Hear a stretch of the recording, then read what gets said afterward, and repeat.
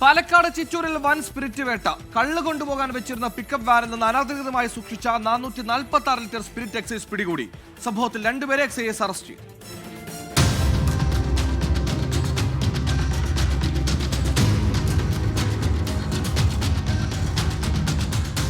ഇന്ന് രാവിലെയാണ് രഹസ്യവിവരത്തിന്റെ അടിസ്ഥാനത്തിൽ എക്സൈസ് സർക്കിൾ ഇൻസ്പെക്ടർ രജനീഷിന്റെ നേതൃത്വത്തിൽ കമ്പാലത്തറയിലെ വീട്ടുവളപ്പിൽ പരിശോധന നടത്തിയത്.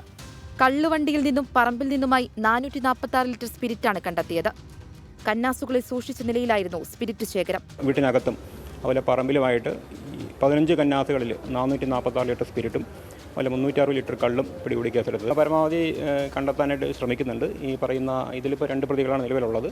ഇതിൽ വേറെ ആരെങ്കിലും ഉൾപ്പെട്ടിട്ടുള്ള കാര്യത്തെക്കുറിച്ചും അന്വേഷണം നടത്തി കണ്ടെത്തുന്നു. മാവേലിക്കരയിലെ ഗ്രൂപ്പ് 4-ൽ പെടുന്ന കള്ളുഷാപ്പുകളിലേക്ക് കൊണ്ടുപോകാൻ വെച്ചിരുന്ന സ്പിരിറ്റാണെന്ന് പിടിയിലായ രാധാകൃഷ്ണനും ജ്ഞാനേഷും മൊഴി നൽകിയിട്ടുണ്ട്.